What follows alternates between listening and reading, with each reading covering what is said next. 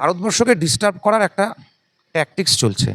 তবে আমার অনুরোধ থাকবে, আমি বিজেপির মুখপাত্র হিসেবে এই কথাটা বলছি না, আমি এই মুহূর্তে এই কথা যে কথাটা বলবো এটা একজন সাধারণ জনতা হিসেবে, সাধারণ মানুষ হিসেবে, পশ্চিমবঙ্গের বাসিন্দা হিসেবে বলছি।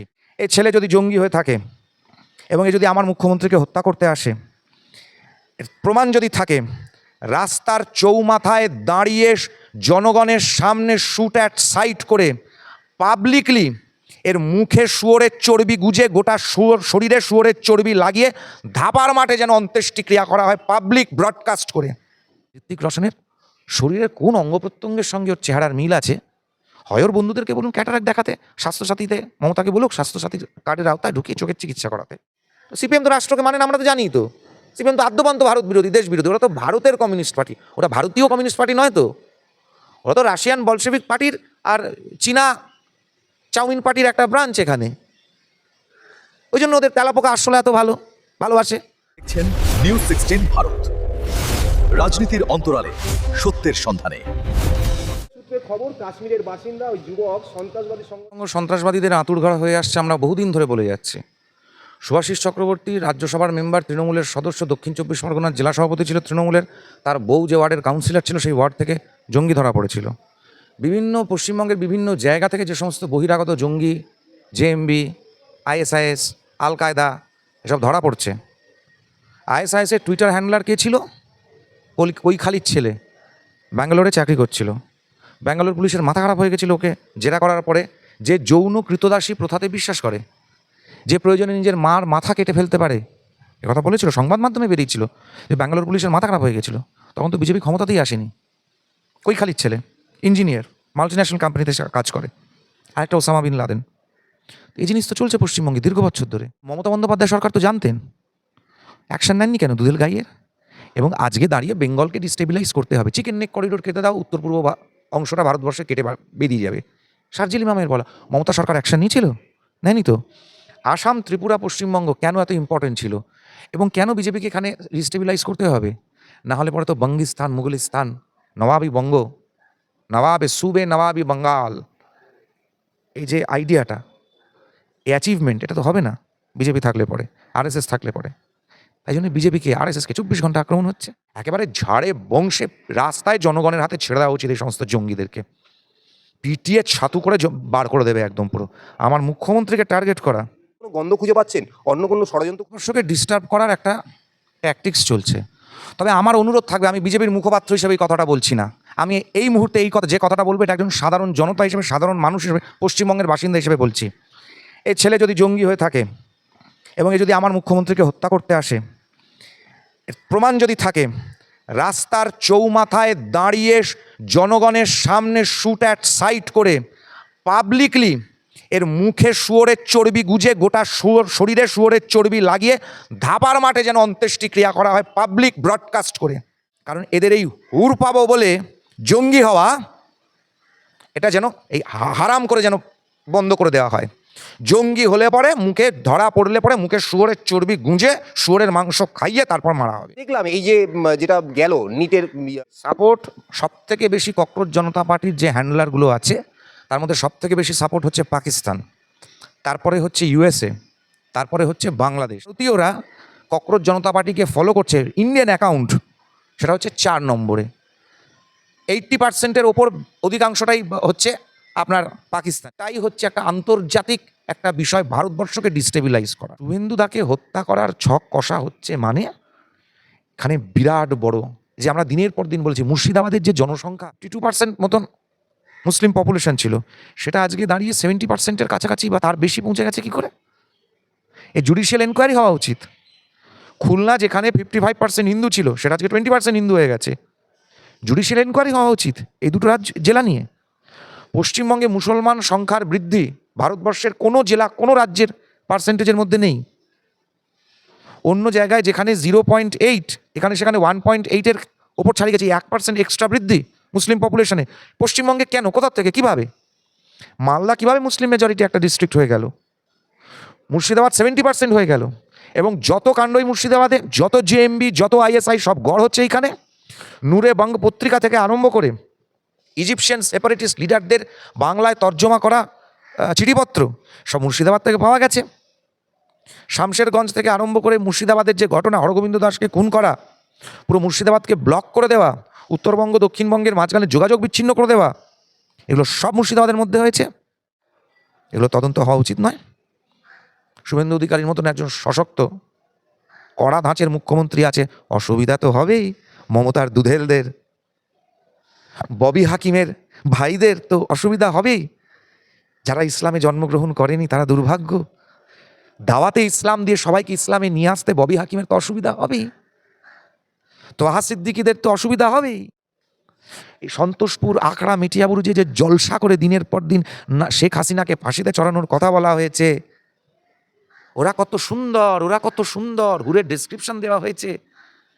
মানব বোমা হলে পরে তুমি 72 হুর পাবে, একেবারে ট্রান্সপারেন্ট হুর। এই চিংড়ি মাছ নাকি ভগবান জানে, হুর না চিংড়ি মাছ। এই যে উপনির্বাচন সামনে, পশ্চিমবঙ্গের মানুষ বুঝে গেছে, পশ্চিমবঙ্গের যারা অরিজিনাল বাসিন্দা মুসলিম সম্প্রদায়ের আছেন তারা বুঝে গিয়েছেন যে কারা তাদেরকে নিয়ে রাজনীতি করেছে, কারা দুধেল গায়ে রাজনীতি করেছে, কারা কি করেছে। পশ্চিমবঙ্গের মানুষ শান্তিতে থাকতে চায়, উন্নয়ন চায়, সেটা কে দেবে? মমতা সরকার দিতে পেরেছে? না সিপিএম দেবে? না ওই বাবরের বয়ফ্রেন্ডের ইয়ে তৈরি করতে গেছে যে হুমায়ুন কবির, সে দেবে? ও তো ওর নিজের ছেলেকে দাঁড় করাতে চাইছে। এখানেও পারিবারিক মৌরুষি পাট্টা সব হচ্ছে বাপ ছেলে, বাবা ছেলে, মা ছেলে, কাকা ভাইপো, পিসি ভাইপো, এই তো ব্যাপার। কলকাতায় এলেন তাসলিমা নাসরিন, বাংলা থেকে এটা নিয়ে গিয়ে ওই গরু খেকো সিপিএমের নেতাগুলোর কাছে নিয়ে যাওয়া উচিত।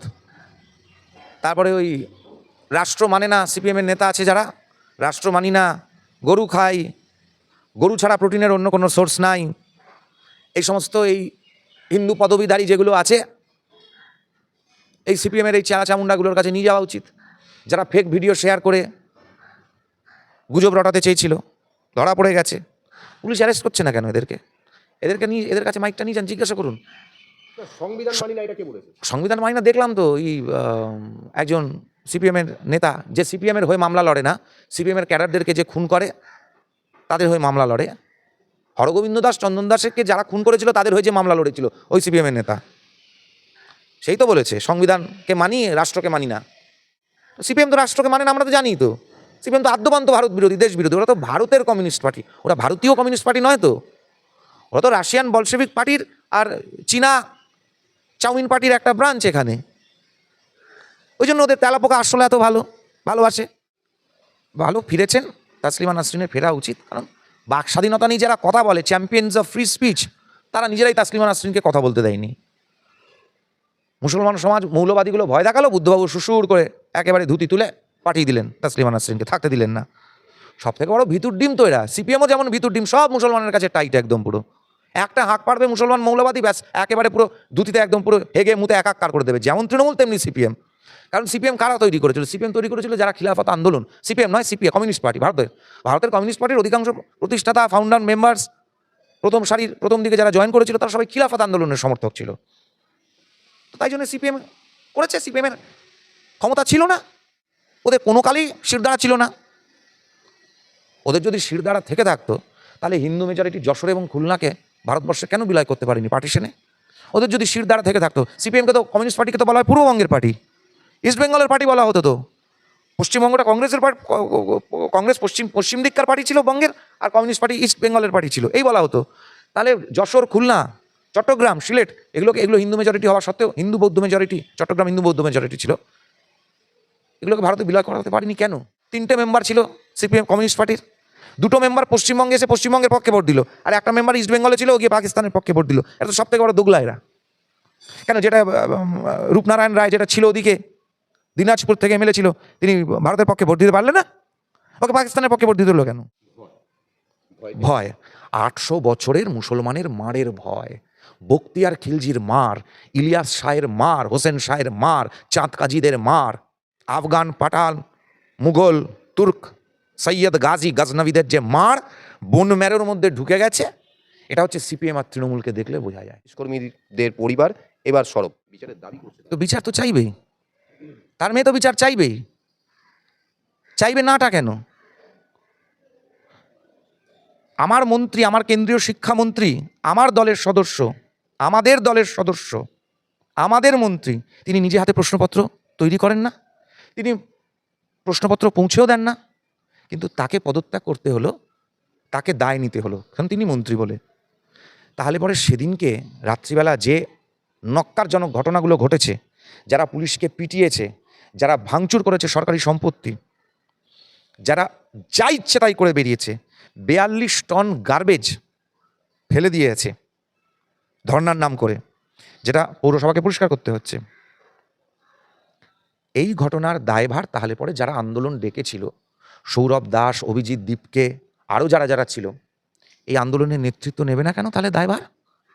নিটের প্রশ্নপত্র চুরি যাওয়া বা লিক হয়ে যাওয়ার দায়ভার যদি ধর্মেন্দ্র প্রধানকে নিতে হয়, তাহলে আন্দোলনে যে ভয়ঙ্কর ঘটনা ঘটেছে, পুলিশকে পেটানো হয়েছে, পাথর ছোড়া হয়েছে, সাংবাদিকদের পেটানো হয়েছে, নিগ্রহ করা হয়েছে মহিলা সাংবাদিককে, তার দায়ভার তাহলে আন্দোলন যারা ডেকেছে আন্দোলনের নেতারা নেবে না কেন? জাস্টিস কখনো এক ওয়ে হতে পারে না। রাহুল গান্ধী এখন প্রশ্ন তুলছেন, যারা যারা ধরা পড়েছে তাহলে তারা তাদের স্টুডেন্টের কাগজপত্রগুলো দেখিয়ে দিক। যারা আন্দোলন করেছে তারা সবাই নিটের স্টুডেন্ট, তার মানে তাহলে নিট পরীক্ষায় বসেছে, তার অ্যাডমিট কার্ডটা দেখিয়ে দিক। বা নিট পরীক্ষার জন্য অ্যাপ্লিকেশন করেছিল, অতীতে অ্যাপ্লিকেশন করেছিল, হয়নি, সেখানে পেপার লিক হয়েছিল কোন সালে, সেগুলো দেখিয়ে দিক। কোন ক্লাসে, কোন ইয়ারে, কোন স্ট্রিমে পড়ে, সে কাগজগুলো দেখিয়ে দিক 850 জন। আর কলকাতায় যারা ধরা পড়েছে, ওই কুলিমুদ্দিন শামসের ছেলের চেলাচামুন্ডাগুলো, তারা দেখিয়ে দিক তারা কোন নিট পরীক্ষায় দিয়েছে, তাহলেই ডাটা চুকে যাবে। এবার যখন সুপ্রিম কোর্ট রায়টা দিল, সুপ্রিম কোর্ট কি সেটা কিছু রাকাস এলিমেন্ট, সমাজবিরোধী লোকজনকে নিয়ে, গাঁজাখোর, মদখোর, এই সমস্ত নেশা ভাঙ করে বাপ মা তুলে গালিগালাজ দিচ্ছে, গালিগালাজ ছাড়া আর কিছু দিতে পেরেছে? একটা কথা নিট নিয়ে কথা বলতে পেরেছে?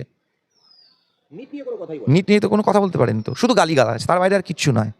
এখনও গালিগালাজ করে যাচ্ছে, এখনো গালিগালাজ করে যাচ্ছে, দেশের বিরুদ্ধে কথা বলে যাচ্ছে, দেশ বিরুদ্ধে স্লোগান তুলে যাচ্ছে। তো ভারতবর্ষের কাছে তো পরিষ্কার, জনতার কাছে পরিষ্কার, এখনো কোনো পয়েন্টে কথা বলছে না। বলছে প্রধানমন্ত্রীর গাল কেন চকচক করছে, কঙ্গনা রানাউতকে নাকি তার পেছনে লাগছে কারণ ঋত্বিক রোশনের মতন নাকি তাকে দেখতে। আমি আর বলতে পারছি না ঋত্বিক রোশনের শরীরের কোন অঙ্গ প্রত্যঙ্গের সঙ্গে ওর চেহারার মিল আছে। হয় ওর বন্ধুদেরকে বলুন ক্যাটারাক্ট দেখাতে, স্বাস্থ্যসাথীতে মমতাকে বলুক স্বাস্থ্যসাথী কার্ডের আওতায় ঢুকিয়ে চোখের চিকিৎসা করাতে, কোনো টপিক নেই। জওহরলাল নেহেরু ইউনিভার্সিটিতে মা দুর্গার সম্বন্ধে অপশব্দ লিখে পোস্টার টাঙিয়েছিল, মনে আছে? 16 সালে স্মৃতি ইরানি পার্লামেন্টে দাঁড়িয়ে কোন পোস্টারটা পড়েছিলেন? মা দুর্গা কে আর মহিষাসুর কে? এরা হচ্ছে ওই ক্লাস, এটা হচ্ছে ওই গ্রুপ। দেখছেন নিউজ 16 ভারত, রাজনীতির অন্তরালে সত্যের সন্ধানে।